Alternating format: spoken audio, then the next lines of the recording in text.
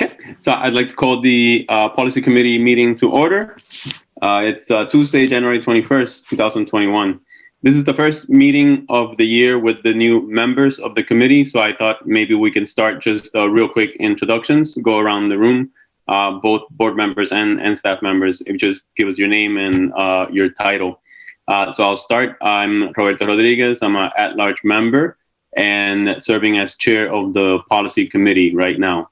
And I'll ask Mr. Irish to go first, and maybe you can point to the next person after you're done. Thank you. Sure, certainly. Thank you. Jeff Irish, I represent the 5th District. I look forward to working on the Policy Committee. Because I'm not familiar with Jake, I'm going to toss it over to him.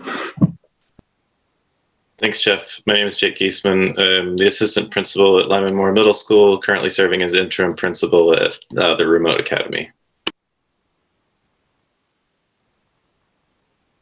And I will pass it to Aaron. Good evening, everybody. Excited to begin the work with this team. I'm Aaron Townsend, the Assistant Superintendent for School Management and kind of the staff lead for this committee. So I'll invite Aura to introduce yourself. Hi, everybody. I'm Aura Russell-Better. I'm representing District 4 and happy to be serving on the committee and seeing everybody. How about Anne? Thanks, Aura. Hi, I'm Anne Rothaker. I'm the Executive Assistant to the Superintendent and District Office Manager, and I am the de facto secretary for this meeting. Lucky us. And I'll turn it over to Javier. I'm Javier Botan. I'm Superintendent. Good to see everyone. And Chair Victor did join us, so maybe Emily, if you don't mind, just a quick introduction and then we'll move on. Good evening, everyone. It's Emily Victor, the chair of the school board. Sorry to join you without video, but I am in and out a little bit tonight, so I'll do my best. All right, well, we appreciate you being here with us. So next, we have the approval of the minutes from November 24th, 2020. The current members of this committee were not present for that November 24th meeting. So I was mentioning just prior to this meeting that I'm unsure about how to approve it. Normally, when members are not present during the meeting, they abstain from voting. So if there isn't and I'm not aware of a precedent already in place for how to approve these minutes, because I'm sure this happens sometimes. So again, not aware of a precedent. I was going to just suggest that staff just add a note to the minutes saying that that's the reason that they're not formally approved. That way, because like I said, this happens in other occasions, but I'm assuming that that has not been noted in the notes, or rather in the minutes, and then maybe people are like, why weren't these approved? So I guess just adding a quick note might be able to settle that should we need to reference it in the future. Make sense? Yeah. So if staff can do that, that would be great. Next. So I guess next I'll hand it off to Assistant Superintendent Aaron Townsend to take us to the next item on the agenda. Or maybe I'll just quickly talk about what is on the agenda before I hand it off. So we are going to, tonight as part of our business items, review the Law Enforcement Policies Engagement Plan. Then we'll talk about the discipline policy review work that's going on. And then I asked that we spend a few minutes just discussing as a committee what our role should be in our participating in the city's legislative committee. I know that I've been sitting in those meetings for the last few weeks, and board member Russell-Better has as well. So I just wanted us to have a better understanding of the structure of that. And again, what our role should be and superintendent's role in that work as well. And then we'll probably wrap up our meeting at that point. So having said that, I'll now hand it off to Assistant Superintendent Aaron Townsend. Great. All right. Well, yeah, excited to pick up on this work together with this iteration of the committee.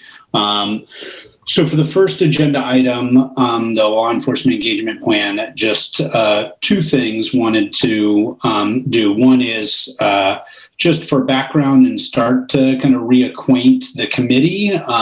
I added here on the board docs just all of the law enforcement policies that are kind of tagged that ultimately will be needing to kind of dig into. So wasn't intending for us to kind of dig into those tonight, but just to begin to surface those so folks could take some time over the next, over the next month or so to reacquaint themselves with those in the ways that law enforcement is referenced in those. So I included the summary of, the policies that reference law enforcement, and then each of the individual ones that were marked up, highlighted in yellow, where the law enforcement kind of relationship is indicated in those individual policies. So first was just kind of getting those back in the mix, as we approach digging into those policies and that work.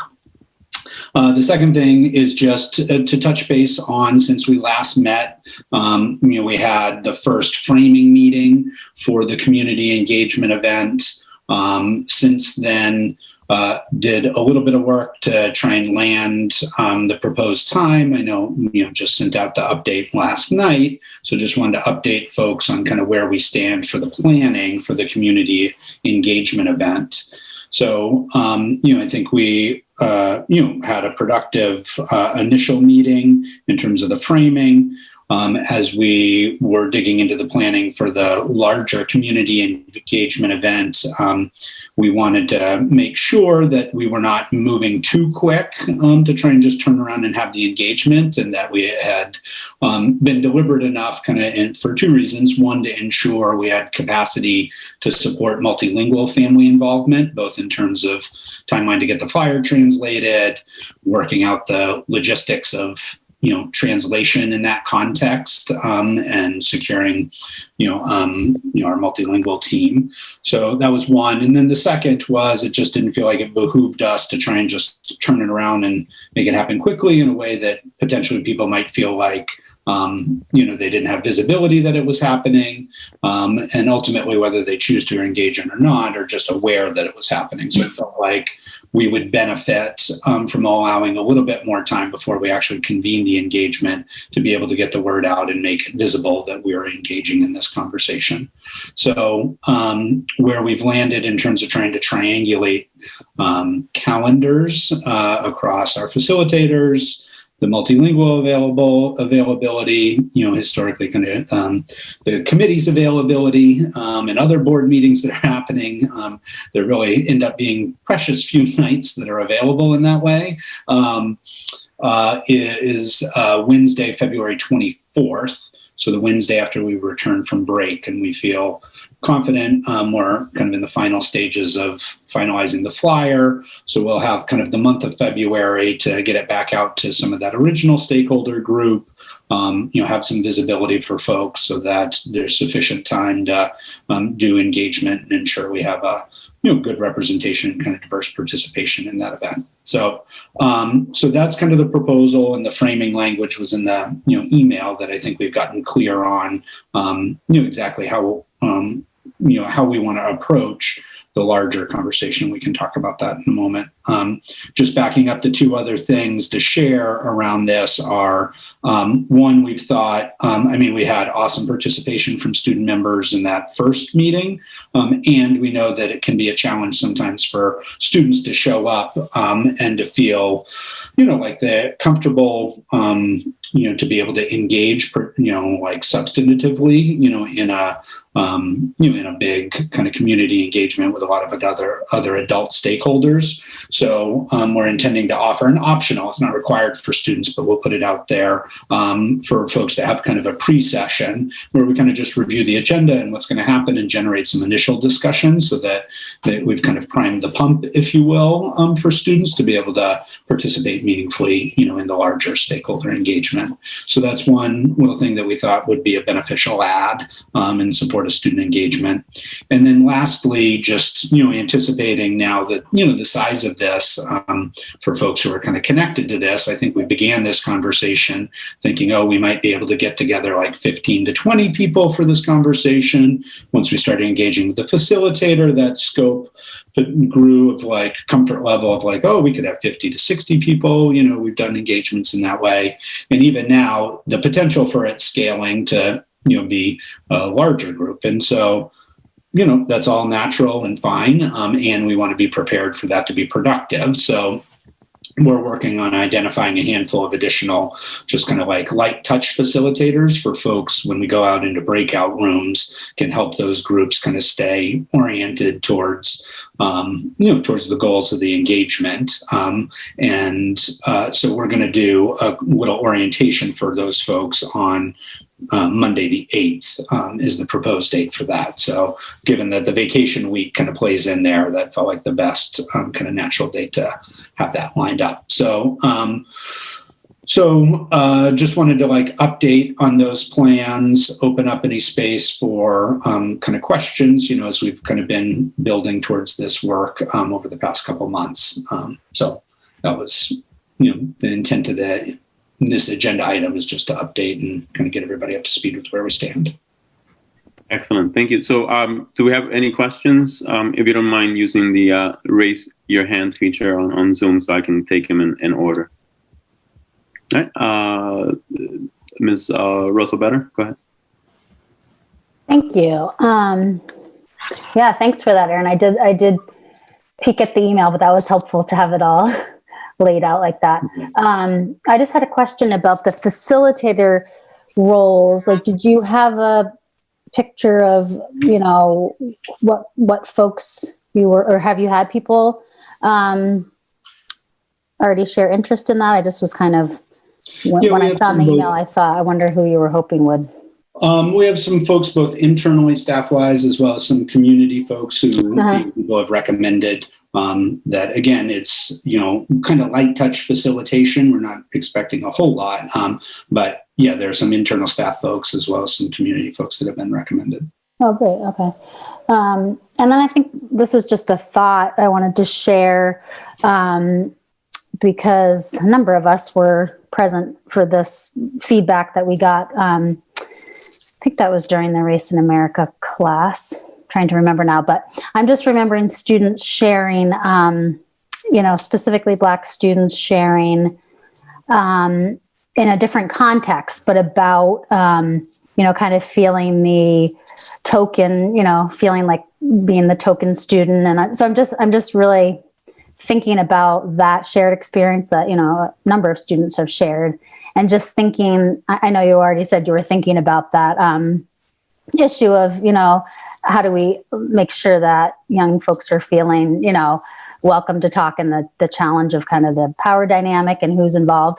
But I just wanted to kind of flag that. Like, I remember a student sharing that and really thinking like that was more in like maybe activities in class and just in the school environment. Mm-hmm. But maybe if we could just be thinking creatively about how do we really make sure we're not having groups where, one student or two might be feeling that, just that there's really kind of more of a comfort in just thinking about, I think, how we're having anybody feel on the spot or like they're that one student. So I didn't have any, specific answer to that, but maybe just wanted to put that out there in our considering the, are you saying, or just thinking about specifically like, considering intentionally, right? Whether we wouldn't want, for example, in the breakout room, it to just be like one student on their own, right? And thinking about at least kind of bringing them up so that they're not feeling like they have to represent all students. Yeah. Okay. And maybe just, it could also in general be more like thinking, which I think would already be part of this probably, but having, a variety of viewpoints in different breakout rooms. But I think just specifically that was on my mind, and thinking that could be the case where you have a group out with, breakout session with the one student of color that then becomes, I think, that habit that I think students have shared with us, that they've had that experience over and over. So I think just, I guess just like you're saying, being mindful of that and planning for it, I think would be really taking seriously feedback that I think students have told us that they're saying over and over and over.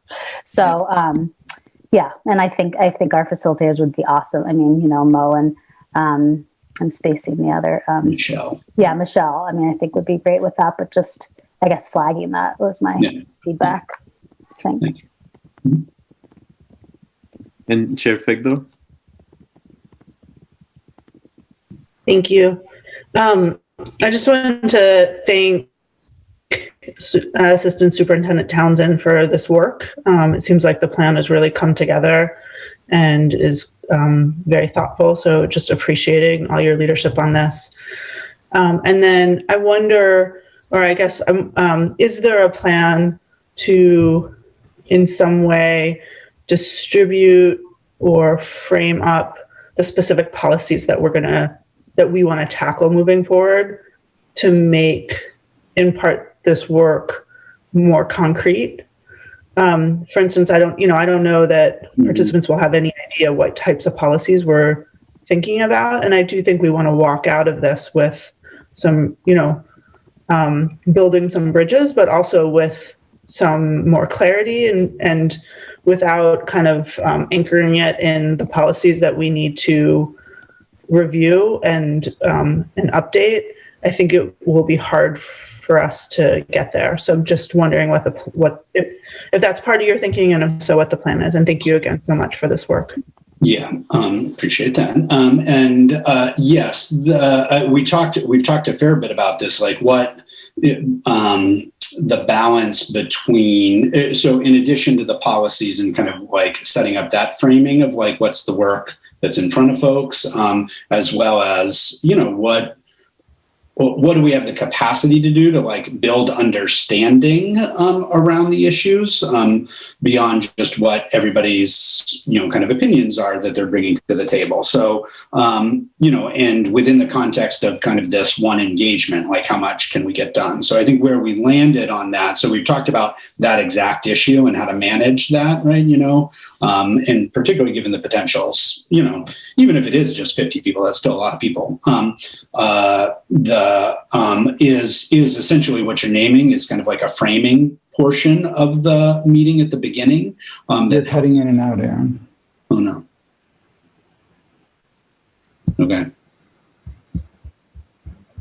Am I still cutting in and out? Sorry. We just caught bits and pieces of. It wasn't for me. Yeah, I was hearing him pretty clear. So. So. I guess who's cutting in or out, but anyway. Javier,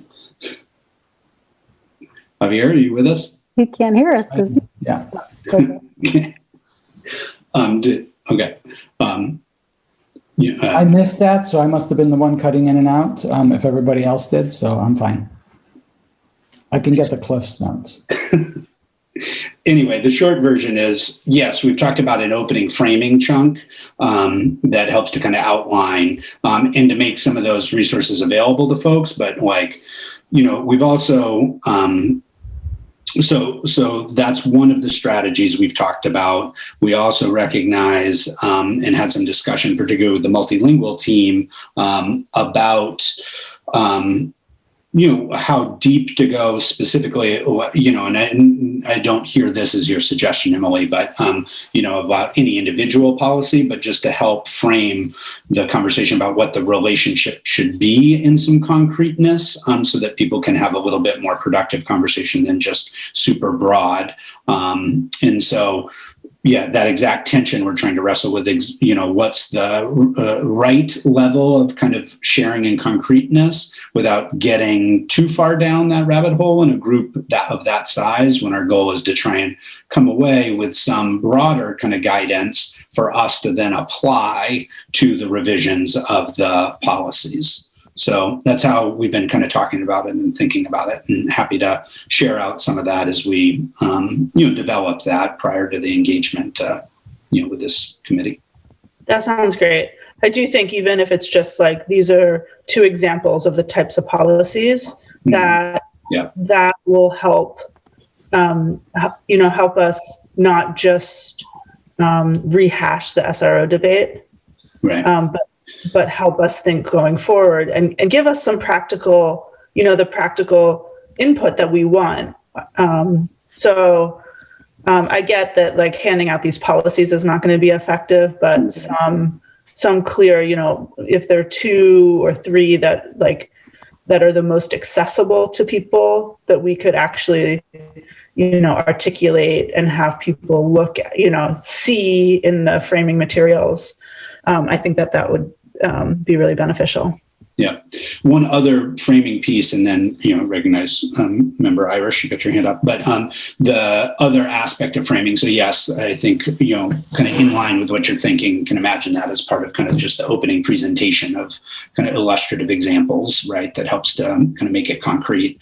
And I think coming out of the framing meeting, it felt like there was some clarity that really what we heard from a lot of folks in that meeting was the desire to have a different kind of dialogue as a way of having a restorative experience versus just rehashing the negative experience that they had or may have had, right, during the SRO debate. So that's a little bit of a shift of trying to lean into the productive work that we think is in front of us versus acknowledging the issues that folks, the challenges and how different people experience the process, but not necessarily leaning all the way back into kind of rehashing that experience in depth, but just acknowledging that in the framing up front in our intent of trying to create a different space of dialogue now as we move forward in doing this work. And that was the intent of the evening. So it was another aspect of framing that we have been talking about how to set up the evening kind of in a productive way that gets us to these ends, which are around,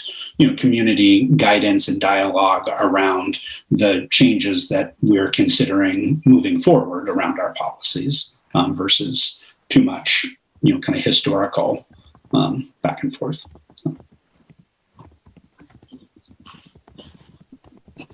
Great. Thank you. Mr. Irish? Hi, thank you. I'll try to keep this quick. Emily addressed my initial question, and you've already addressed it, Aaron, so thank you for that. With respect to rollout on the flyer, how is that being distributed? And to go back to one of Aura's initial questions with respect to students feeling that power struggle, are we capping the audience with respect to who participates in this? I know you said it's kind of morphed from 20 to possibly 50 to, are we trying to, I just can't imagine a whole slew of hours and hours of opinions related to this. So just your thoughts on that. Yeah. So in terms of kind of the cap, I think we have not imagined capping it. I mean, it feels like getting into the decision-making about who gets to participate and who doesn't feels dicey, and that ultimately we would kind of want to be prepared with capacity to engage the folks that show up, and on the flip side, wanting to be intentional about trying to recruit a diverse audience to show up and participate. So the strategies around kind of flyer distribution and recruitment is one, to work back through the folks that were identified for that framing meeting and be inviting folks to bring 3 to 5 additional folks, right? So that we're kind of enlarging that circle in that way, but then also having some visibility of it as well through some of our kind of district communications and publications that this is happening, and we're reaching out to some other kind of community stakeholders. The superintendent's reaching out to Chief Clark. There are some other folks who are other adjacent kind of community members. Danielle Layton from Cutler Institute will reach out to folks like that. So some kind of targeted groups. So that's trying to both make it visible and then do some targeted recruitment, building off the groups that were present in the framing meeting.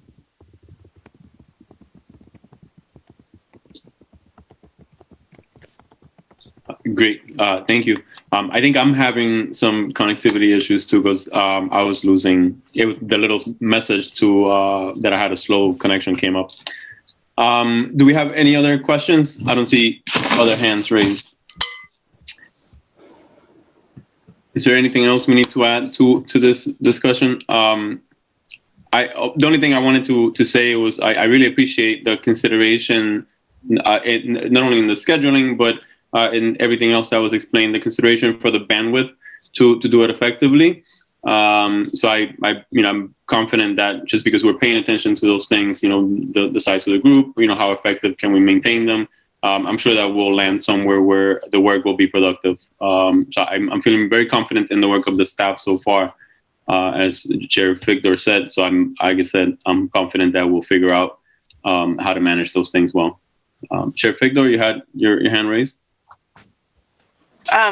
Just in that vein, I recognize how much work this is on top of everything else. So, Aaron, if if there's a handful of people that you'd like me to reach out to, for instance, like Danielle, Leighton, or others, I'd be more than happy to do that. Okay. Yep. As soon as we get the flyer finished, I'll follow up on that. That'll be our kind of entry point, because it'll have the Zoom information and all that kind of stuff to be able to be able to distribute to folks. So thank you. Great. So we'll move then next to our next agenda item, the discipline policy review. And am I handing this off to Jake or back to Aaron? It's up there for me. No, yeah. I'm gonna go off camera just because my connection is really sloppy right now. But I'm still here, of course. Yeah. So I'll do a little framing, and then Jake can walk us through kind of where the policies stand as we kind of walk through and do the feedback. But just to kind of recap, and again, I know we did a little orientation, Jeff and Aura, for you around the around the law enforcement work prior to the engagement. But the discipline policy review, just as a quick recap, because I don't think we talked about this when we met. So historically, we, as part of our Portland Promise Equity goal, one of the aspects of that is looking at policies and, systems and barriers and trying to eliminate those that we think are, creating barriers for students, in terms of equitable outcomes. As we've built our capacity internally, identified both internally within PPS, within our data, instances, particularly as it related to suspension, around disproportionate discipline outcomes for students. And of course, that mirrors, a conversation that's been happening nationally over the past number of years around those kinds of concerns in terms of how traditional school discipline gets experienced by different student groups. So that as part of the equity work a couple years ago, I forget the exact timing, we had an ask of our partners at the Center for Educational Equity, who support us in a handful of our equity initiatives, primarily through our Director of Equity and Inclusion, Diversity, Equity, and Inclusion, Barrett's work with our equity cohort, to do a policy review of our student discipline policies, an equity review of our policies. And so they did that. That came back to us late last fall, I think. And so we had just kind of started grappling with taking those up. One thing led to another with COVID and everything. And so just began substantively kind of digging into them over the summer, reached out for support from Jake in terms of doing that work, given both his role within our schools and historically, as well as bringing, bringing expertise to the matter around his doctoral work that really related. So been super appreciative of Jake's leadership and insights to help kind of move this work forward. So what we did in the fall was Jake incorporated a first round of the equity, from the feedback from the equity review. And then we shared those drafts and engaged the Family Partnership Advisory Committee, of which there's been, since its inception, there's been a subcommittee that's been focused on discipline there. So it was a logical group that's, made up of families and staff to kind of bring that back to and to get feedback. So they looked at that. We brought it here to the policy committee in the fall. I think in October, we kind of had October and then November to look at them for a first round of feedback. And subsequently, we've continued to engage our school leaders, most recently around kind of two of the policies that we'll talk tonight about in terms of bringing them along. We've had Drummond do an initial review of all of the policies, just so that as we move through this, kind of part of how I've been trying to work is to present any of the kind of Drummond feedback along with our other kind of substantive feedback from stakeholder engagement for kind of the policy committee to look at, analyze, and make decisions about. And so here we are to kind of begin the second round of review of these policies. We, just a flag, we have additional engagement that I'm coordinating with Barb Stoddard in terms of engaging PEA in particular with these, our discipline policy revisions, so that it's on their radar in terms of where we're going, and we're trying to, bring the organization along a little bit with this work. So that's a bit about process. What I'd like to propose for tonight is, for us, what we did with the school leaders that I think was really effective, and I think different than a little bit of how we tackled these in the fall, is to begin with what now feel like kind of our two foundational policies, which are JIC, the two that, and I was just kind of going back and forth updating the agenda, but they're the ones in board docs now. JIC, which is kind of the student code of conduct, and then the complementary policy JK, which is maybe an emerging shift to a name of the behavioral supports and interventions. So those as being kind of the foundational ones for us to look through and kind of tune tonight in terms of feedback. And then at our next meeting, looking at kind of some of the more specific policies, which is then suspension, expulsion, bullying, and weapons are the others. I propose that just in part because of where we stand in terms of our engagement with, our other stakeholders in terms of bringing them along, but also I think getting these two right is going to then inform the language, the revisions that we want to propose for adoption in those other policies. So it felt like it made sense to spend time with these two ones, because I think different, I didn't understand them originally because the policies didn't feel super connected in terms of an overall approach to how we were building, positive school cultures and climates historically, but now going through this process, these two really stand out as kind of the foundation of our approach. So it felt like it made sense tonight to spend time with those and then take up the more discrete policies about some of the other pieces in our subsequent ones. And those other ones do have references to law enforcement in them, or at least a couple of them do. And so we'd be looking at those, kind of post the community engagement. I mean, we'll talk a little bit about scheduling at our last when we close. But so anyway, that was the rationale for kind of looking at these two tonight and focusing on those. I think we also, just the last thing before we dig into the policies, and we can talk about this at the end. I don't feel like it's a huge decision point, but I think from Javier's and I's discussion, I wanted to bring to you all that we think our approach should be to kind of work through the discipline policies so that then ultimately we're bringing them forward to the full board as kind of like a package of the discipline policies versus, one-off or in small batches, so that we can have a substantive workshop about these kind of, and, be considering them in some way. So again, that felt like it would make for a super long meeting to try and do them all at once.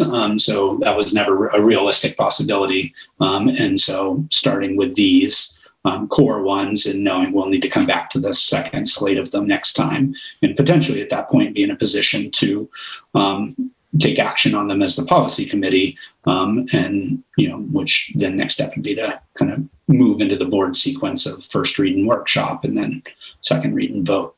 So that's up for some discussion here, but just wanted to shed light on thinking about where we go from here with these as well. So Javier, is there anything you want to add to any of that at this point? No. Okay.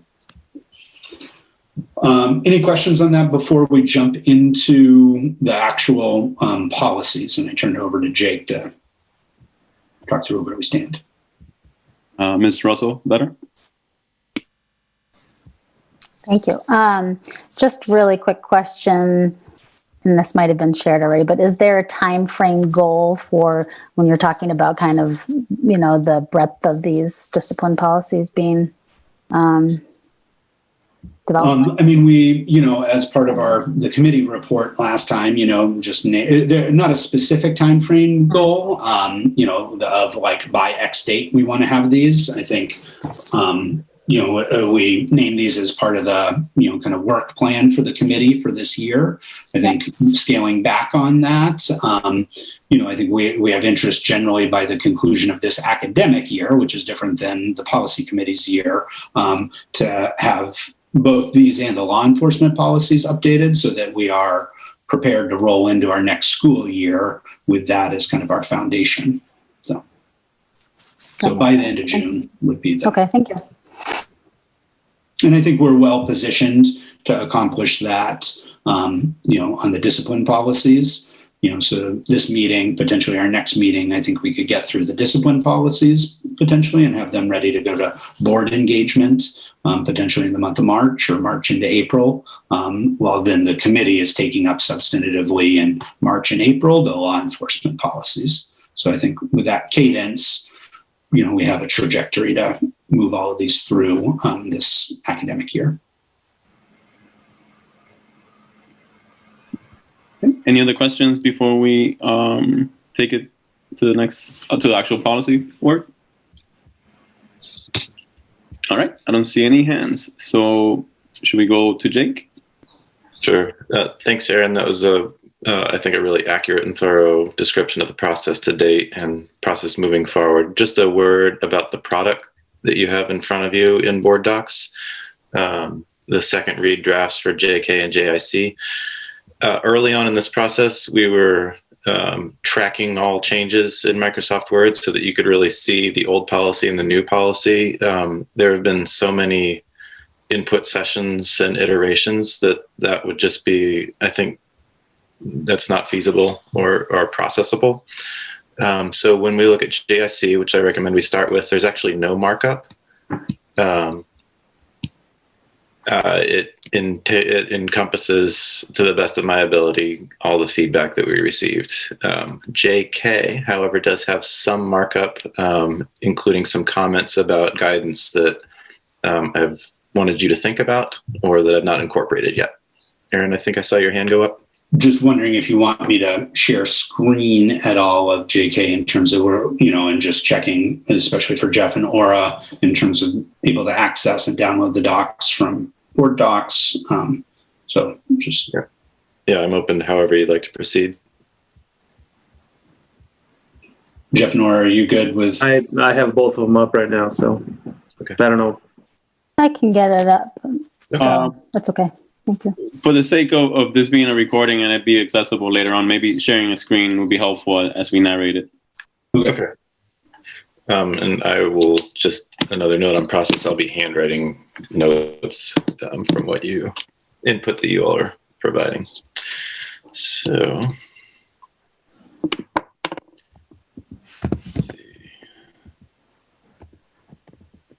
I'm going to start with JIC.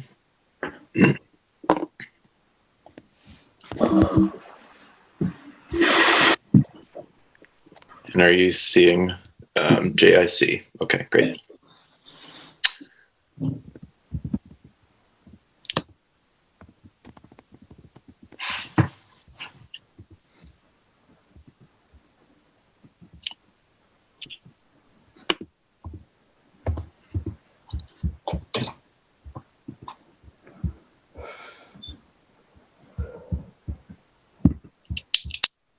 So Jake, at this point, do we want to give folks a minute to kind of chunk it a little bit in terms of reviewing and any feedback, or did you have a thought about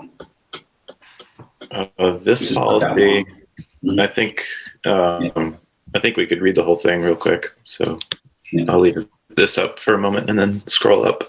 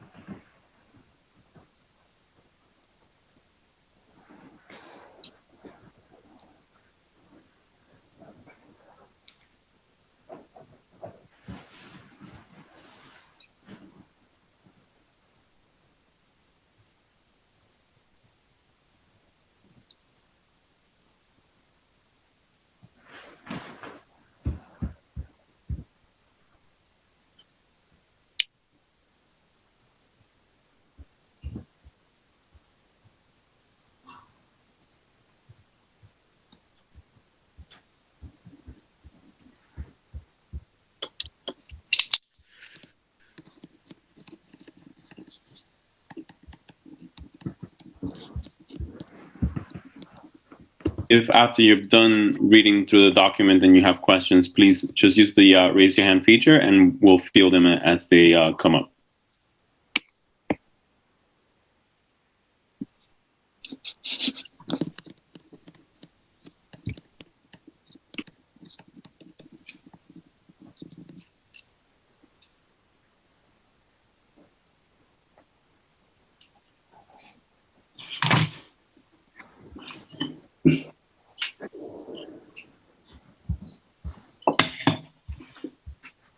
And the cross references, I'll just flash those for a second. That's a list of relevant policies that used to be summarized in some detail, each of them in the old version of this policy.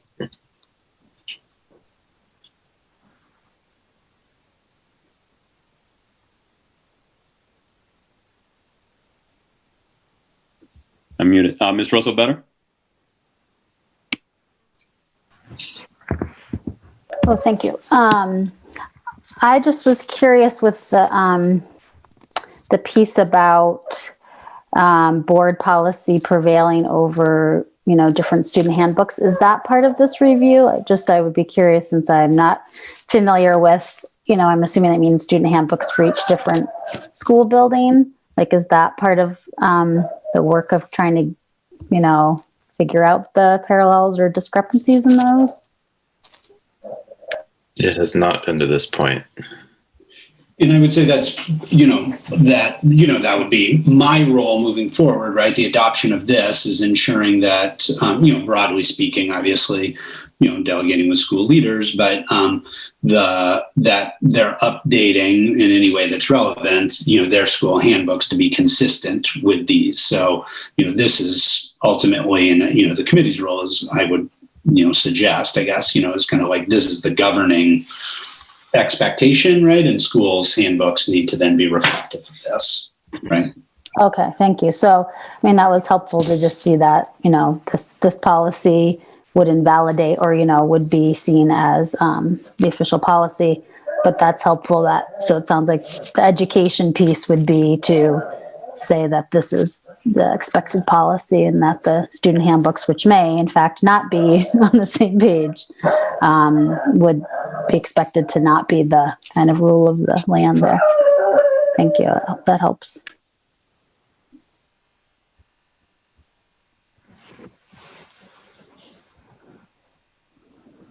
Any other questions?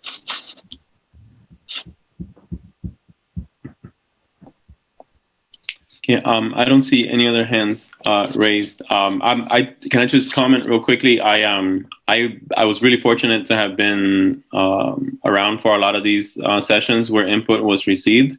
So I just see so much of it being reflected here. And as Jake said, I can just imagine the nightmare that it would be to see kind of like the comments on this document. And even at one point, I think one of the last times that we did one of these sessions with the board, there was a really dense column of comments. I think this makes it a lot more feasible. Is there any? I was quickly kind of going back to the one that does have the markups, and I'm just trying to pick up on the very first comment by Ann Chapman. I just don't know how to interpret it. I read it quickly. It says, just one thought about changing from current format of the code of conduct to the board to this one that lists the policies as it puts the burden on readers. Is this sort of kind of what we were just addressing, or is this different? Yeah, so Drummond Woodson noted that in this revision, we cut out several pages at least of summaries of other policies, the policies that are listed as cross-references at the end. I made the editorial decision that seemed silly, especially if those policies could be revised, and that could create a little bit of an archaeological dig. They noted that might be user unfriendly to force stakeholders to go back to board docs and look up each policy. And in fact, one of the recommendations from the Center for Education Equity was that instead of listing cross-references at the end of every board policy, that those policies should also be explained or summarized to to lower the burden of research for an interested stakeholder. I'm not of the same mind, but if the policy committee is, we could certainly engage in that in all the policies. That's interesting. I wonder how short of a summary would be sufficient. Like I can think as close to a one-liner, like even the summary of the policies that is part of the the law enforcement. You know how we have that one sheet with all the summaries, like those are one-liners for each. But it would make the policy, as Jake alluded to, kind of started to crowd it after he had cleaned it up so much. One point that I just to throw it out there, I appreciate also what Jake mentioned, that because we're going to be working on so many other policies, to have them all in here, that kind of like the domino effect of having to backtrack and readdress changes does not make sense. Particularly because like I was just quickly going through JDK, which is a suspension policy.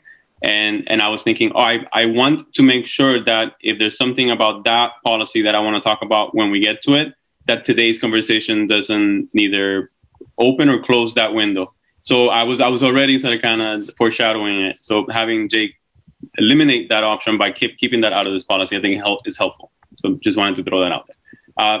Aaron, you have your hand raised. I do. I guess my wondering a little bit is like, what do we view as the purpose of this policy? And I'll speak from my experience, right, of like the prior format of it made it very hard to discern what we thought our kind of like code of conduct or expectations were, because it was so so repetitive and invoked so many specific kind of technical things that it felt like it didn't actually communicate anything. That's my opinion, right? So open to other, kind of feelings about it. So I feel like, what I think this approach does is helps to clarify, our kind of core values and beliefs and kind of expectations in a kind of concise, accessible way that the prior like format did not, in the code of conduct. So it just seemed confusing.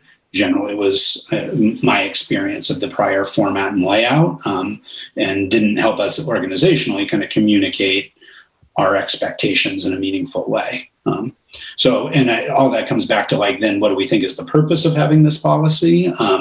And to me, that seems to be to communicate what our basic kind of like core expectations around code of conduct and the purpose of the other policies. I mean, I understand the challenges of kind of navigating to this, but I think that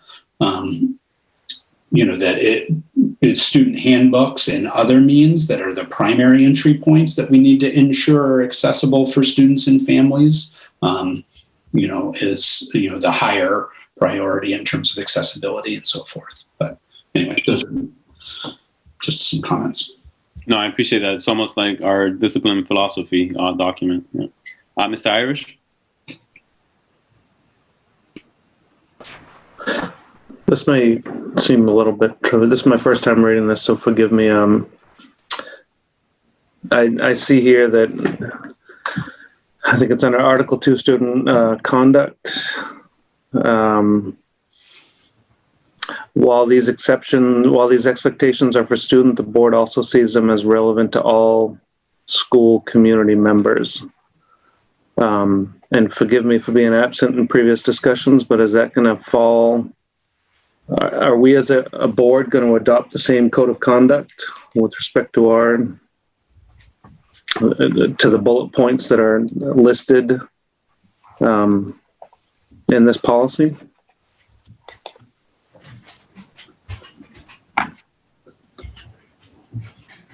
And I'm not sure who to address that to, whether it's Jake, Aaron, or... Yeah, no, I think that's a important thing to point out there. And honestly, Jeff, I don't recall what feedback led to the inclusion of that clause. I will say that at Lyman Moore, as part of our building work on these topics, we've revised our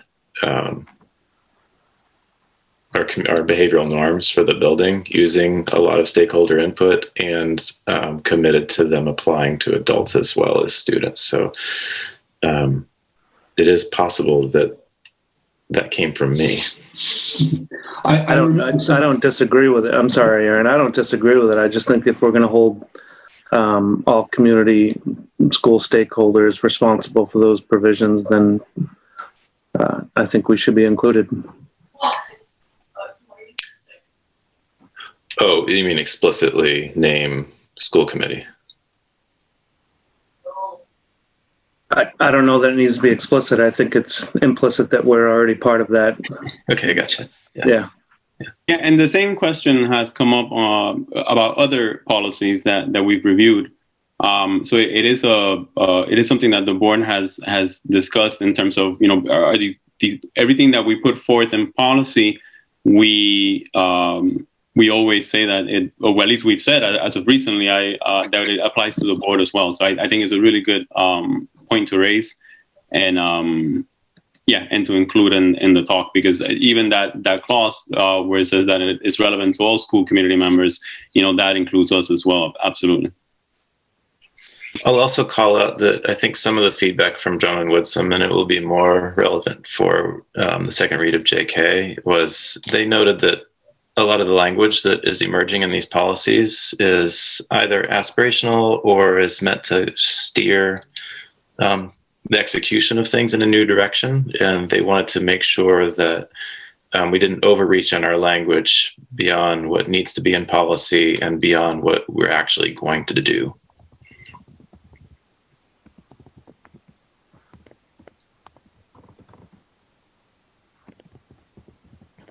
Great. So if we don't have other questions, should we get to JK? Sure.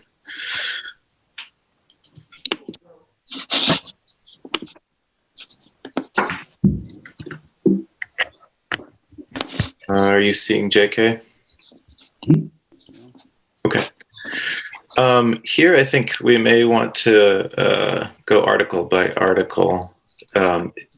Give me a thumbs up if the text size isn't big enough for you to read. Yeah, okay.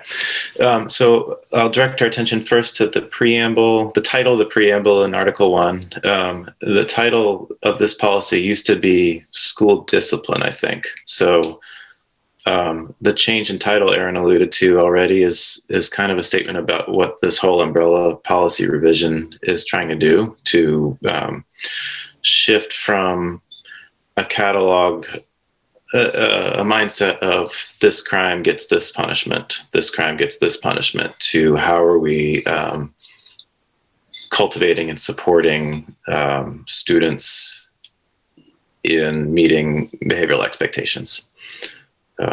So there's a bit of an ideology shift embedded in here as well, which you should take note of and offer your comments on. So let's read the preamble in Article 1 and see if there are any comments.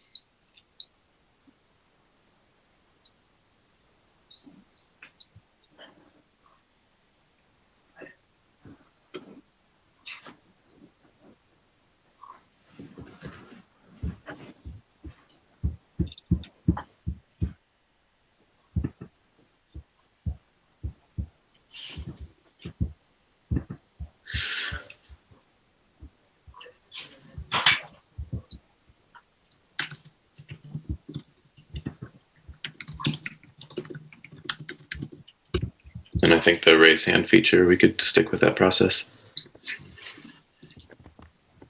Yes, we can do that. So whenever you're done reading and you have any questions, just raise your hand and we'll tackle them as they come up.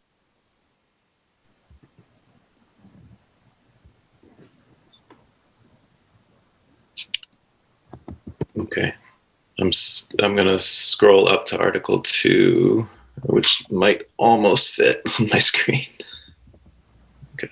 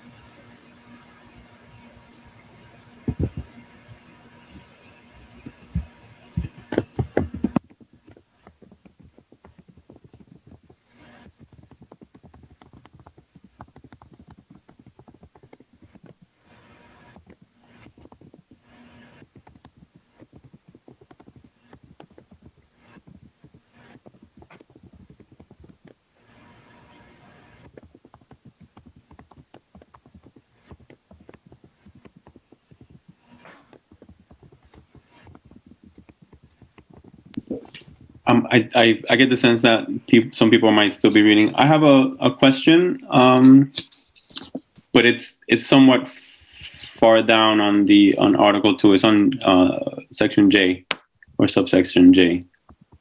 So I just wanted to maybe, if it's possible, to draw an example of the, it's, and on the note it says that, elementary principals are concerned about the feasibility of providing alternate physical activities for students behaving inappropriately during physical activities such as PE and recess. Can you just kind of paint a picture for us of what those alternates could be? And yeah.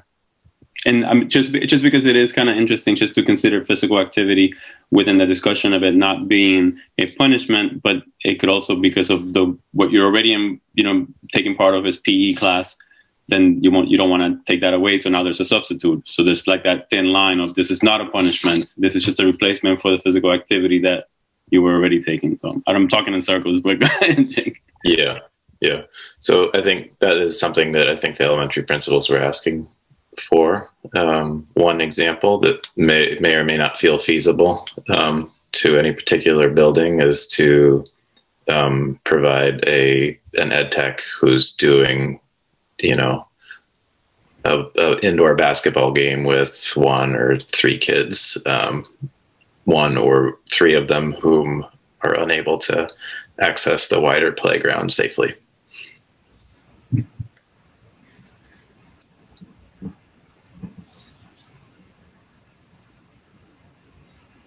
It's Russell Bell.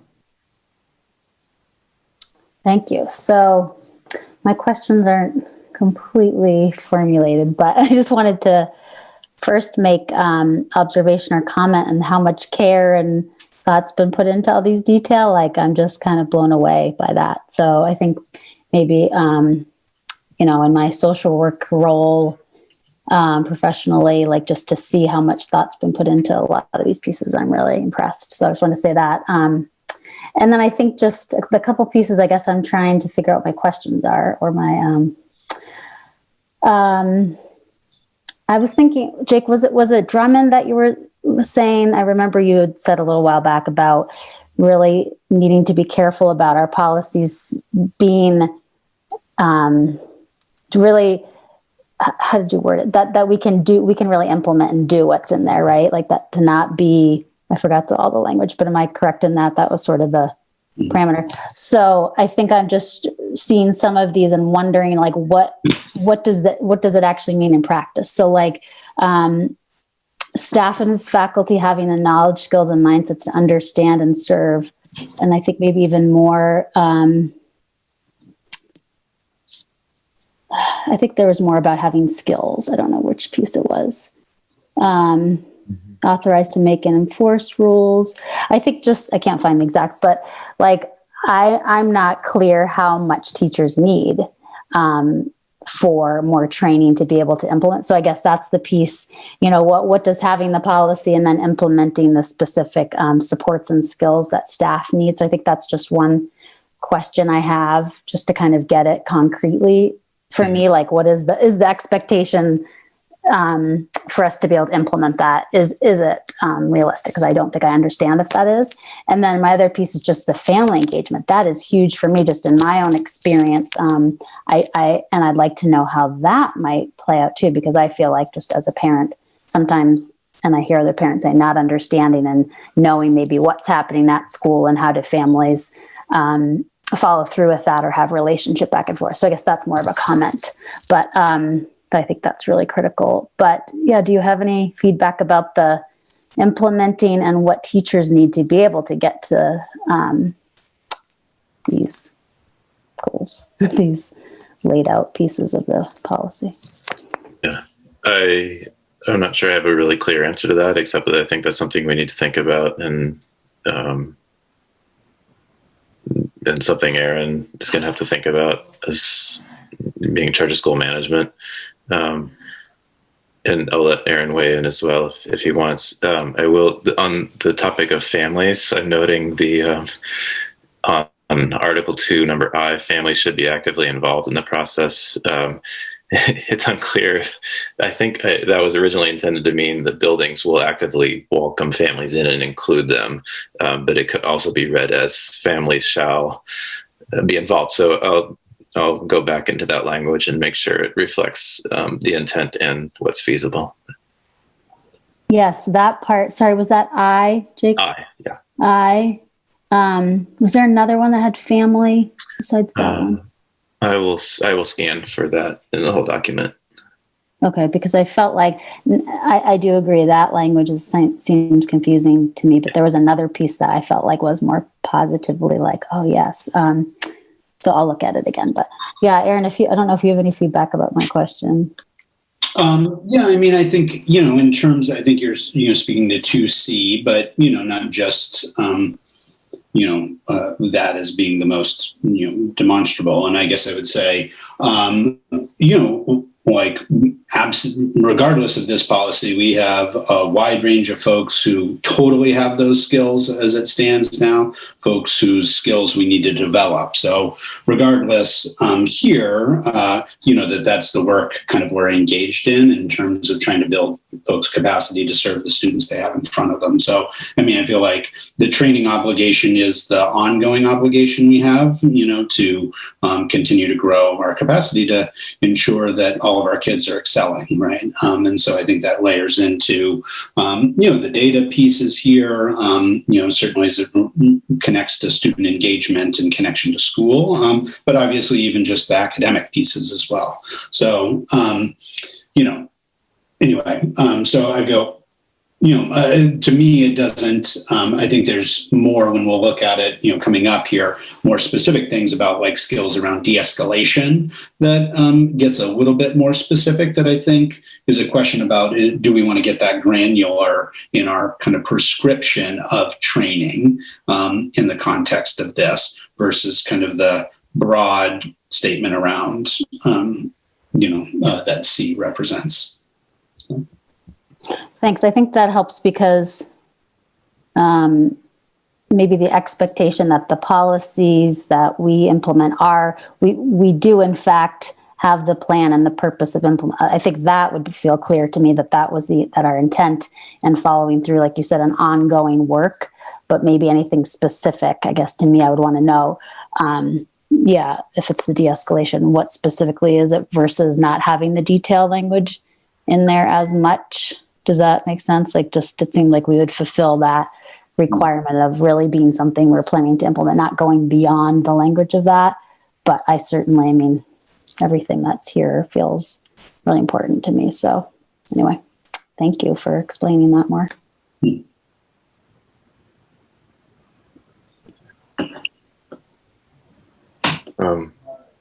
I can't see right now, Roberto, if there are hands up. I'm willing to scroll to the next article if it's time. I don't see any more hands up, so we can probably move on. Okay. So Article 3, Drummond flagged specifically as a kind of guidance article. And they question whether it should be in there.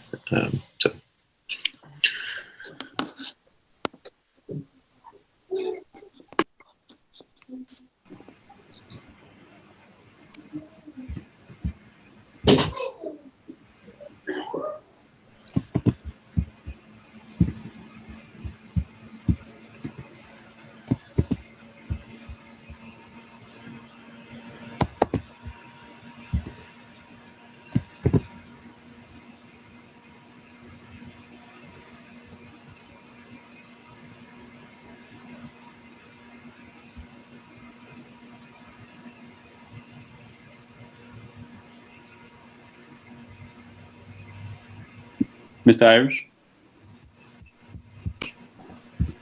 Do we have, just going back to what was just said, do the board members have access to Drummond's assessment on this policy?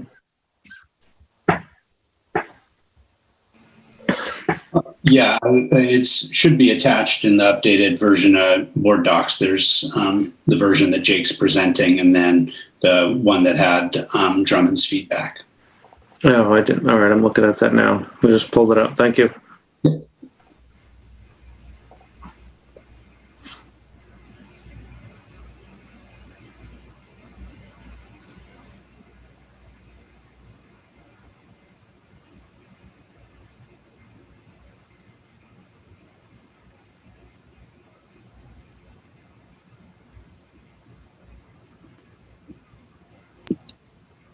I'll also just add as a note that Article 3 comes from a community member, Liz Blackwell Moore, who was attending the last read, sent model language from like San Francisco and Detroit and some other places. And so this article and JK in general reflects some of those model policies, whether we want to go that direction or not.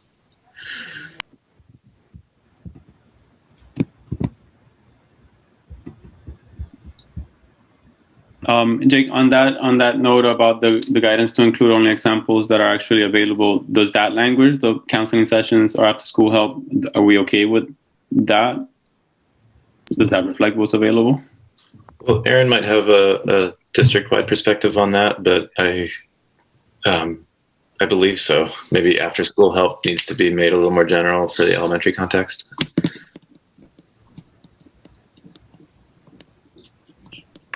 I mean, I think, we certainly do, from the counseling sessions in terms of, the opportunity to engage with social workers and other guidance counselors, depending on, the school and the, grade level. The after school help certainly is most challenging at the elementary level to have a construct that's consistently available for students in that regard. So, yeah, that may not... I think that language is intended to indicate, like, if what's at the core of the issue is the student needs academic help, how are we providing some of that to be able to support them? And so, I think there could be language around, access to academic interventions. Good. I can revisit that language. Be more broadly applicable.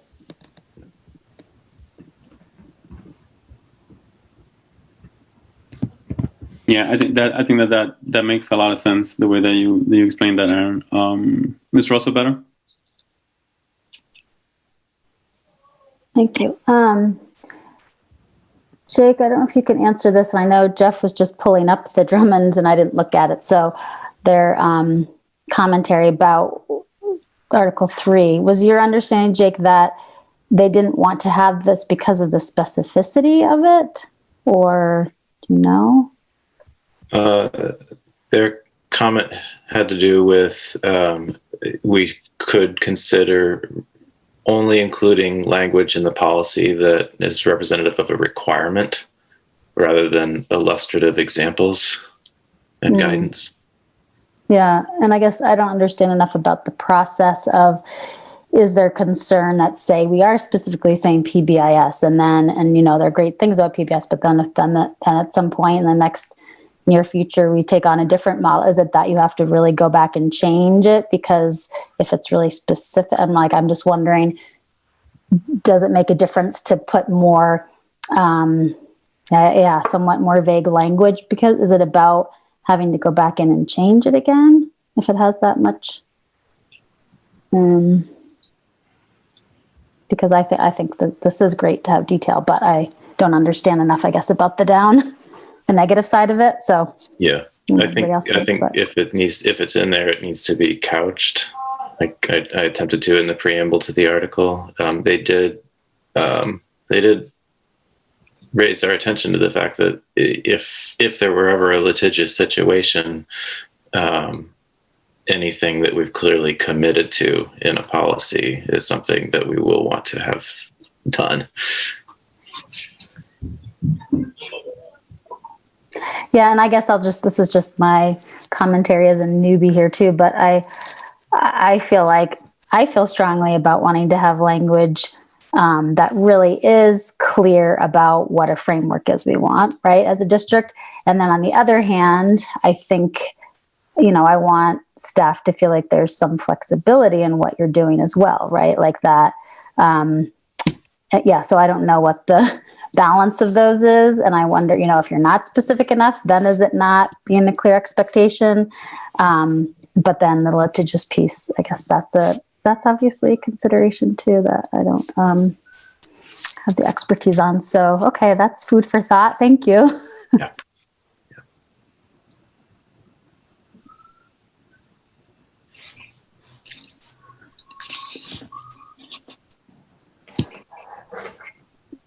Do we get to scroll to the bottom of the section? I think there's one more bullet point, or maybe not.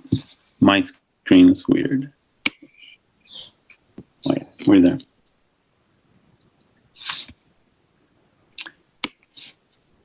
Okay.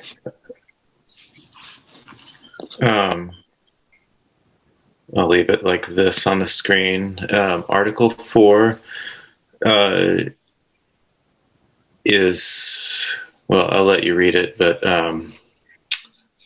there's the language that in the main copy, and then on the right in the comment is some alternate language suggested by Drummond.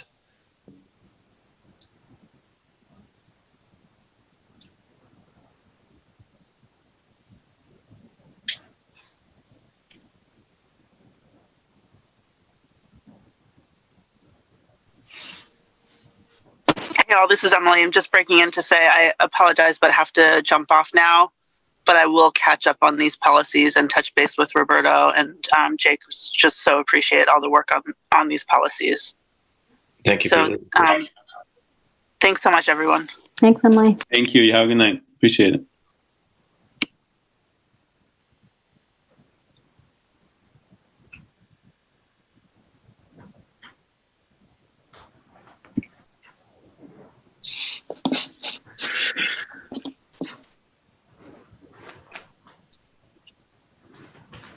So my interpretation of the alternate language from Drummond is that it captures the same intent without committing to quite the level of detailed specifics.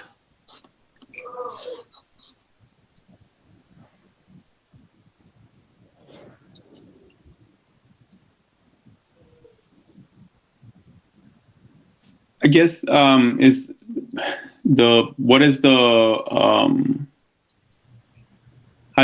how do we feel? How do you guys feel, Aaron, even superintendent, about the level of specificity in the big font version?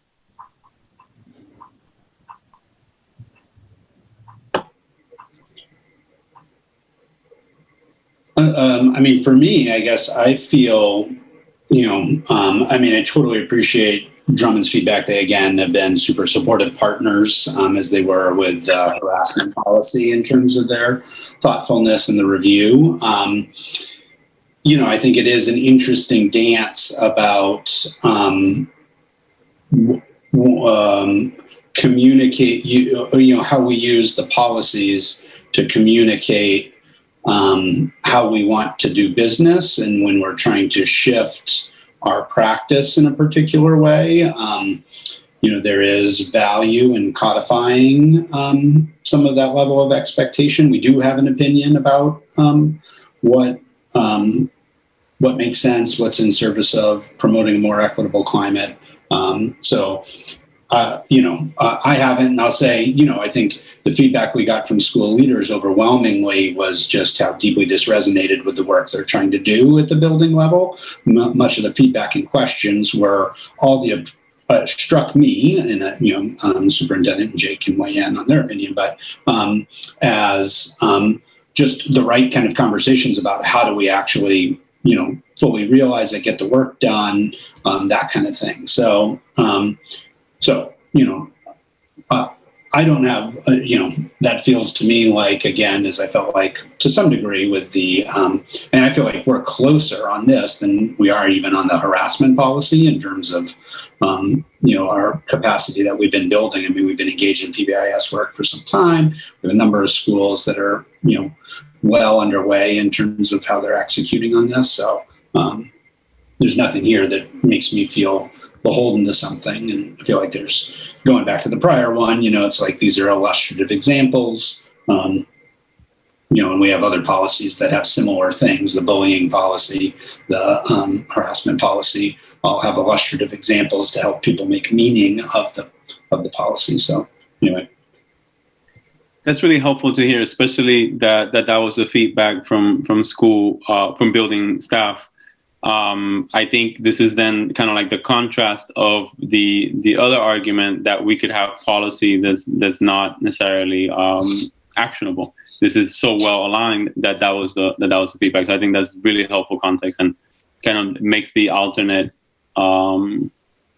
language maybe less appealing. So appreciate that context. Ms. Russell-Better?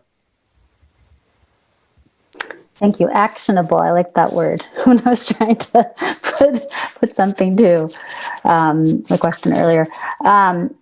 I can't read all of the stuff on the side, so I don't know exactly if I'm, oh, you can make it bigger. Yay. Okay. Thank you. So I wasn't sure if anything that Drummond was suggesting affected the piece about keeping but it doesn't look like it, including demographic data. Maybe it's just a little bit vague. It's just not a specific language about the record keeping. I guess I feel pretty strongly about some language that's really clear about the expectation of record keeping. And I don't know throughout the district, I get the sense that probably that's not happening at the lower levels. I mean, maybe in high school now there is a way that it's happening, so you guys could inform me because I don't know. But I just would hope that, I mean, it looks like their version says demographic data, but I really like the language of monitored by, just it sounds like a system across the district of record keeping. That's my understanding of that language. And I just think that's really important to be really keeping track of that and watching that. So I guess that's just the piece I would, and I don't know if it's just they're not wanting us to have that level of detail, but I feel like that detail is pretty important.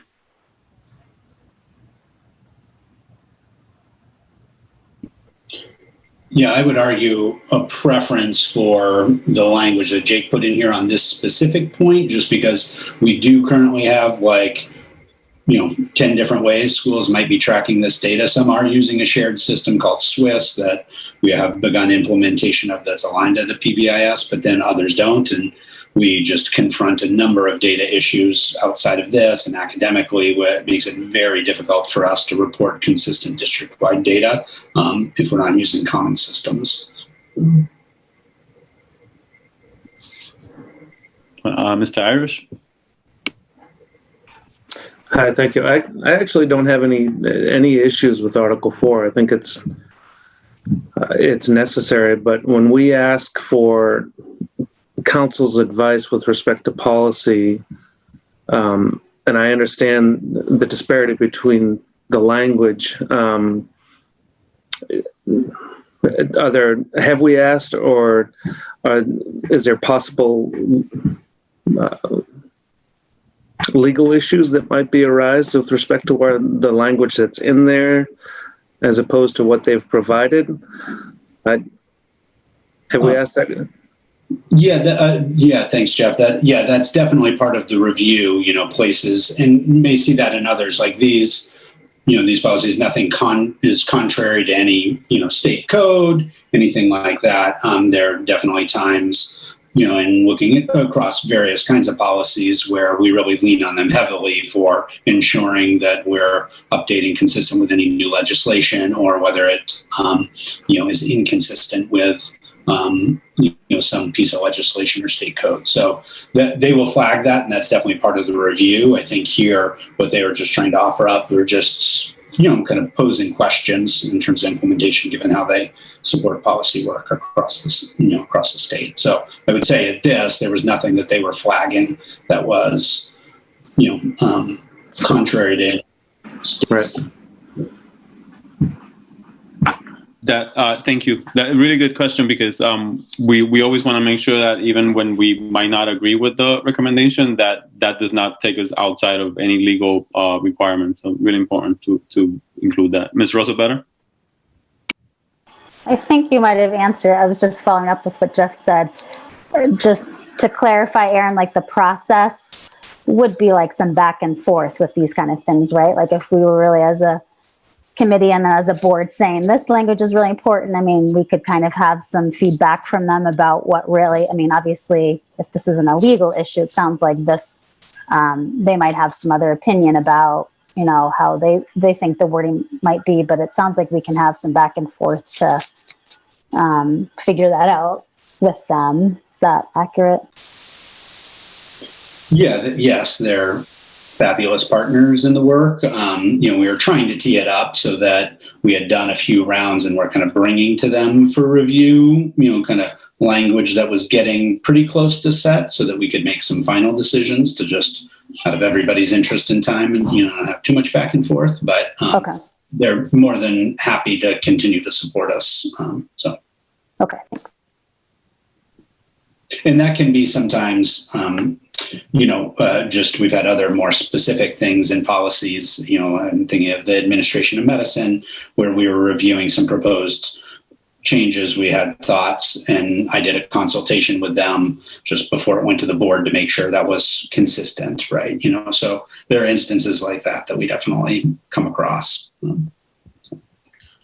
I think there's two arguments for a more minimalist approach to this policy than this draft represents. One is avoiding overcommitting to specifics that may come back to haunt us, and the other is having kind of a clear philosophy about what's board level and what's the level of execution by the superintendent and his designees.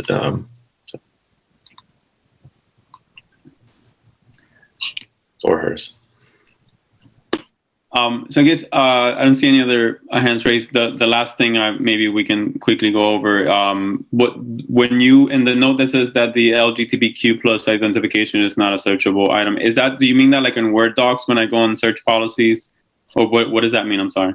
No, we had some stakeholders request that be added, but then it was pointed out by I think our data person in central office that we don't collect, probably can't collect and don't collect that data. So it's not actually possible to disaggregate by LGBTQ plus. Thanks. Yeah, well, it is a federal protected category, you know, sexual orientation. It's not, there's no data collection at any point where people are, you know, as there is with demographics, right, you know, or gender, which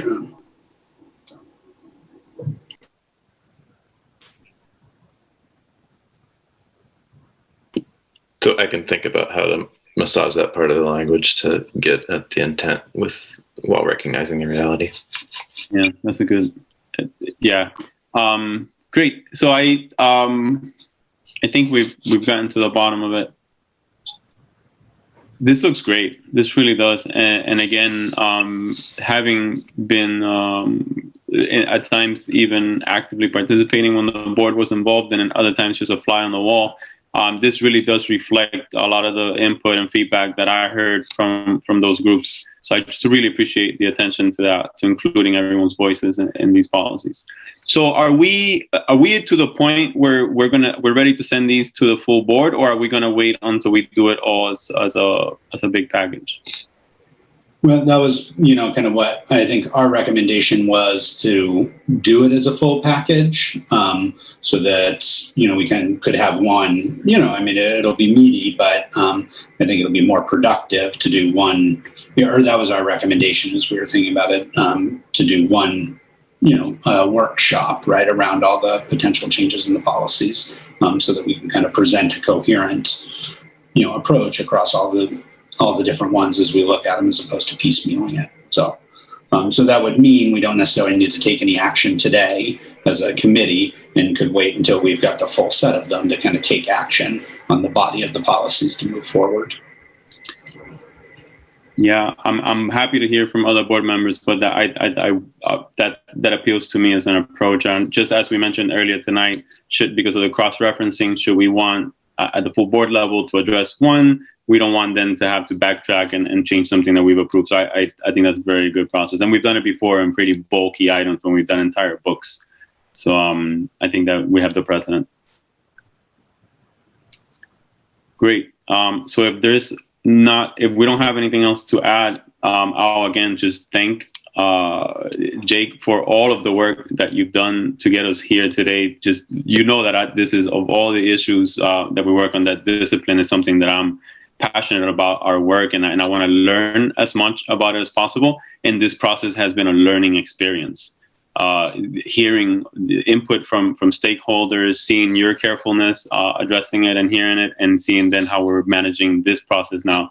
I'm so happy that we're here. This is meaningful work, and I'm proud to be part of it. So thank you so much for getting us here. Next on our agenda, we're running pretty late, so I'm going to try to do this as quickly as possible, and might even cue it to do it at a later time. I wanted us to have a quick discussion about our participation at the city's legislative committee meetings.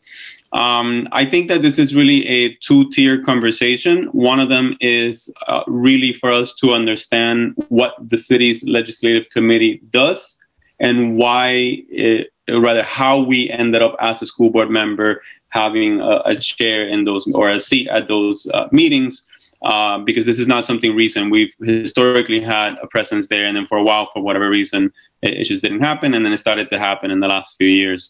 And so we've never really solidified what we should be doing there, because especially in this time of the year, what that committee does is review a lot of the bills that are going to be going up through the legislature. And Javier already has a system where he's in touch with any bill that's going to have an impact on our district. So he has a way to have input. And that's something that the board has always respected, his authority to do that, because educational bills that would have, say, a financial impact with the board, he would bring up. But things that have to do more with, say, curriculum, or other more of the day-to-day operation considerations, we've always allowed him to do that. However, I found it incredibly valuable for board members to be at the city legislative committee meeting, and to create an atmosphere where our counterparts at the city council are interested in hear our perspective on bills that were traditionally not considered to be educational. So, for example, bills that are dealing with GA assistance, homeless assistance, things like that, might not be strictly educational, but clearly they impact our district because our families are included. So just to gather better understanding of the city's systems and et cetera, I thought it's incredibly valuable. So having teed that up, I was hoping maybe Javier can give us a quick sentence of what he can do to help board members, particularly new board members, better understand that. And he can then have more of an ongoing conversation of his work related to legislative bills. Does that make sense, Superintendent? Sure. And I will admit that it's sort of lowered on my radar recently. I think your summary of the how we got here is right. I think what I find most valuable is it's twofold. One is that we are getting basically free legal analysis and bill review from a city perspective, as opposed to what I get otherwise is all coming through the filter of the Maine School Management Association. So it's very obviously just focused on educational issues, but then also, sort of has that broad sort of statewide feel. So I think it's helpful to be able to look at these bills just from a city and, sort of our community's perspective. And so I love that we are in that mix and getting the bill reviews from Bernstein Schur. So that's super helpful. And I think, as Roberto mentioned, just having the opportunity to actually, talk through some of those issues with the city is really important. I think, Bernstein Schur is actually the city's lobbyist.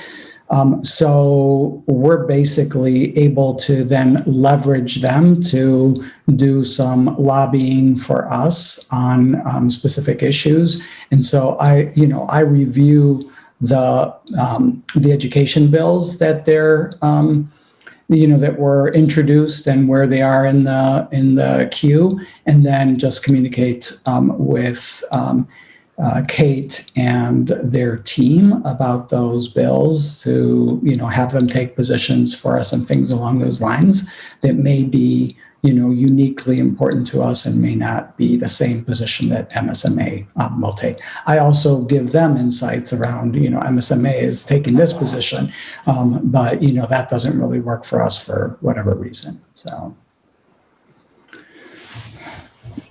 I think the other side note on this, and I think that was important, sort of in reestablishing the relationship, was that, and I don't know because I haven't been to any meetings this year, but and it's been very spotty in the past, but at the time that we restarted this routine, there was always a strong representation from the legislative delegation there. So it was a way for the board to have visibility and connection with the city's legislative delegation, which otherwise sometimes happens, sometimes doesn't. Some of you have a relationship with the legislature, some of you don't. We're obviously, from an education perspective, in a really good position now that we have two representatives that sit on the education committee, and they're both very engaged and connected to our work. So I just, I feel really good about that, but it hasn't always been that way. So. Yeah, thank you, Superintendent. As far as what I would like to hear from the committee members is, number one, if you're interested in participating, please let me know, and I can ask our counterparts in the city to send you invites to Zoom meetings. They meet on Tuesdays at 8 a.m., so I know it's not the easiest time to find availability for.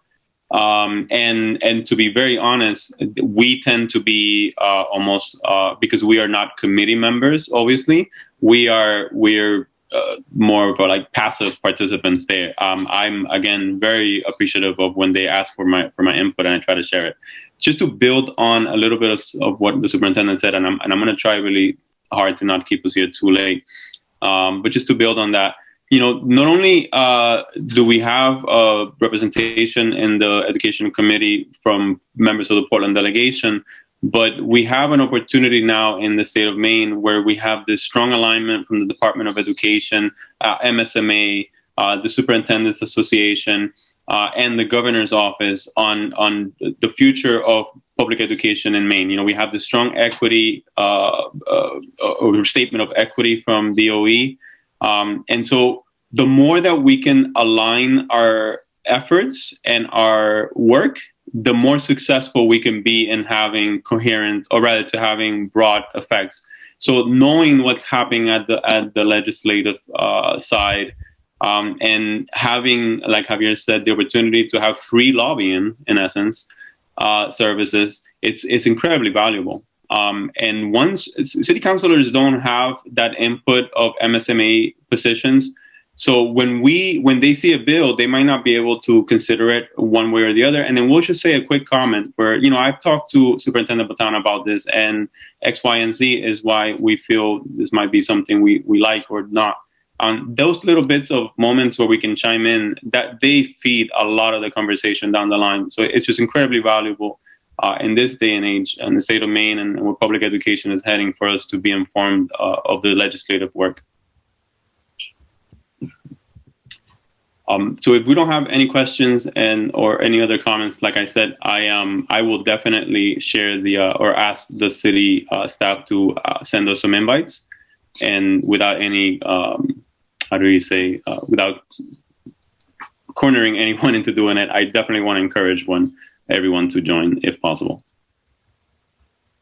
I would love to do it, but that is a rough time. Did you say it's always that? Do you say first Tuesday? They're meeting weekly. They're meeting weekly because the bills are being, they're constantly how do you say, updating the bills. There's, especially now with the sessions in place, there's a lot of the committees at the state level are going to start meeting. I think most of them have started meeting this week. So there's just a lot of traction taking place.